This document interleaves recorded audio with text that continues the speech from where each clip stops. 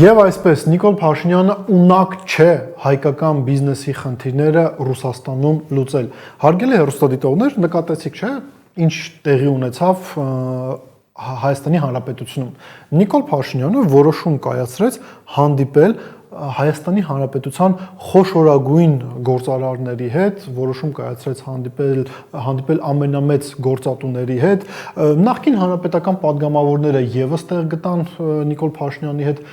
միասնական սեղանի շուրջ, խոսքը եւ Սամվել Ալեքսանյանի մասին է, եւ Արտակ Սարգսյանի մասին է։ Սամվել Ալեքսանյանը ընդհանրապես նախկինում ինչ էր, չէ՞, ասում որ Նիկոլ Փաշինյանը իրենց աղբերն է, հիմա աղբոր հետ նույն սեղանի շուրջ էին նստել եւ քննարկում էին տնտեսական իրողությունները։ Առնվազն կա տպավորություն, որ այս հանդիպումը, այս գործընկերային նախաճաշը, սա քաղաքական թերապիա էր, քաղաքական թերապիա հայաստանյան բիզնեսի համար,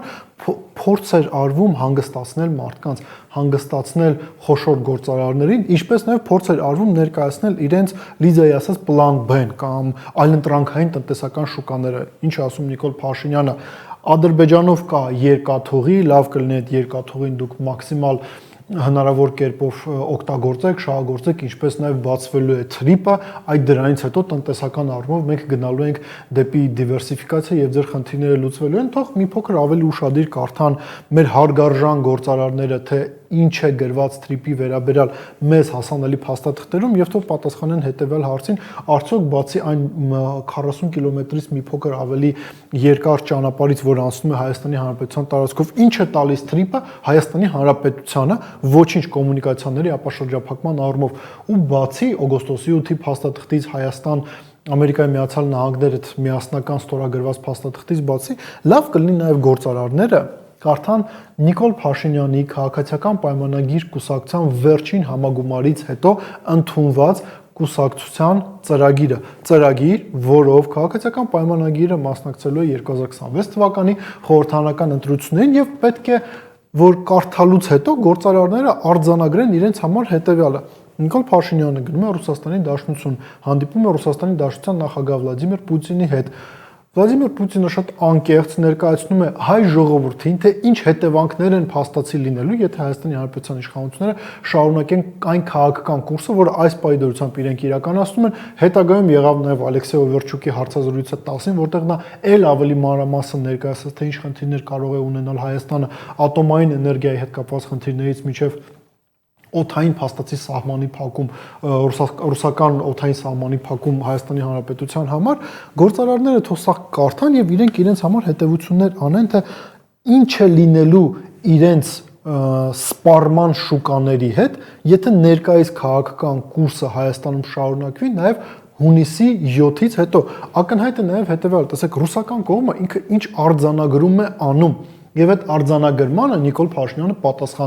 պատասխանել է իր կուսակցության ծրագրով, փաստացիորեն նշելով հետևյալը, որ անկախ նրանից թե ինչ մեսեջներ են գալիս Ռուսաստանից, իրենք շարունակել են Եվրոպական միության ուղղությամբ քայլեր ձեռնարկել։ Այդ քայլերը չեն հասցնելու Հայաստանին Եվրամիության անդամակցությանը, բայց իրենք հանգեցնելու են նրան, որ ռուսական արտոնյալ շուկան փակվելու է հայ գործարարների համար, եվրոպական շուկան պատրաստ չէ ընդունել, թուրքական շուկան եւս պատրաստ չէ ընդունել, ադրբեջանական շուկան եւս չի ընդունելու այդ մարդկանց շուկան, ինչ է իրենց հետ լինելու, սա արդեն ամեն մի գործարար, փաստորեն Նիկոլ Փաշինյանը առաջարկում է ամեն մեկին իր գլխի ճարը, այսպես ասած, տեսնել։ Նաեւ մենք արձանագրենք, թե ինչ իրավիճակում տեղի ունեցավ այս հանդիպումը, տեղի ունեցավ ոչ թե պարզապես վերլուծաբանների գնահատմամբ հայ-ռուսական հարաբերություններում արկա խնդիրների համատեքստում, այլ տեղի ունեցավ մի իրավիճակում, երբ որ Ռուսաստանից արդեն խոսքից անցել են գործի։ Եկեք նաև անկեղծ լինենք, Ռուսաստանի Դաշնությունը, ինչպես օրինակ Ամերիկայի Միացյալ Նահանգները, տնտեսական պատժամիջոցները օգտագործում են որպես քաղաքական բանակցությունների կարևոր գործոն։ Ամերիկացիները պատժամիջոցներ են կիրառում Ռուսաստանի Դաշնության դեմ, Եվրամիությունը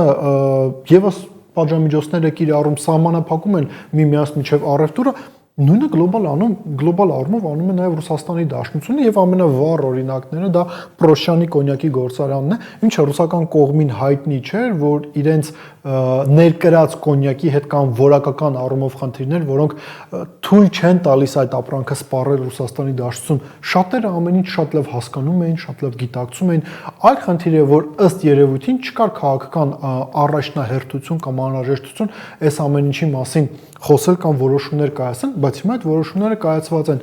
Ջերմուկը հայկական եւս ունի ակնհայտ խնդիրներ Ռուսաստանի Դաշնության շուկայում ու այդ խնդիրները Ջերմուկը ունի նույնիսկ հաշվի առնելով այն հանգամանքը, որ Ջերմուկի սեփականատերը Նիկոլ Փաշինյանի մոտ հիմա աշխատում է մարզպետ։ Այսինքն արձանագրենք հետեւյալը. եթե բիզնեսը հայկական լոյալ է Նիկոլ Փաշինյանին, դա չի նշանակում, որ այդ լոյալությունը հնարավորություն է տալու իրենց համար աշխատել Ռուսաստանում, ավելին տրամաբանությունը քաղաքացիական պայմանագիր կուսակցության ծրագրի հուշում է հետևյալը, որ Հայաստանի Հանրապետության իշխանությունները ոչ միայն ցանկություն, ոչ միայն հնարավորություն չեն ունենալու վերականգնել հայկական բիզնեսի դիրքերը Ռուսաստանում հունիսի 7-ից հետո, այլ նաև ցանկություն էլ չեն ունենալու, որքան տնտեսական կապերը նվազեն Հայաստանի եւ Ռուսաստանի միջև, այնքան ըստ Նիկոլ Փաշինյանի Ռուսաստանի քաղաքական ազդեցությունը մեզանում կթուլանա, կզրոյանա, իսկ թե ինչ կլինի Սամվել Ալեքսանյանի հետ, թե ինչ կլինի այլ գործարարների հետ, ինչ կլինի Արտակ Սարգսյանի հետ, այս հարցերը Նիկոլ Փաշինյանին չեն հետաքրքրում, որովհետեւ կա քաղաքական առաջնահերթության հարց, իսկ այդ առաջնահերթությունը հակառուսական, հակաիրանական քաղաքականություն իրականացնելն է, բայց այստեղ տրամաբանական հարց է առաջանում եւ այս հարցով էլ երևի ամփոփենք մեր այսօրվա զրույցը։ Իսկ ինչ պետք է անի հայկական բիզնեսը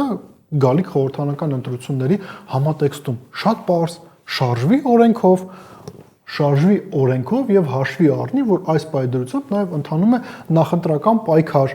Նաև հասկանա հետևյալը, կրկին ասենք, որ լոյալությունը իշխանություններին չի նշանակում, որ դու խնդիրներ չես ունենա ռուսական շուկայում, խնդիրներ չես ունենա քո համար թիվ 1 արտահանման շուկայում, բայց կրկին ասենք, ներհայաստանյան զարգացումների ֆոնին։ Իդեպ մի կարևոր նրբերանգել եւ ավարտենք մեր այսօրվա զրույցը, Նիկոլ Փաշինյանը գործարարների հետ հանդիպում է 7-8 տարի անց այն հայտնի ձայնագրությունից հետո, երբ որ մի մեծ ցանցի շրջանակներում քննարկում էր գնում այն մասին, թե ով որքան ձայն բերեց հանրապետական կուսակցության համար, Նիկոլ Փաշինյանը այդ գործարարին ոչ միայն չպատժեց, այլ նաև բերեց իր հետ միասին նստեցրեց նույն սեղանի շուրջ։ Հիմա ինչ ենք ասում, գործարարները նախընտրական այս փուլում պետք է անեն շատ պարզ մի վարժություն,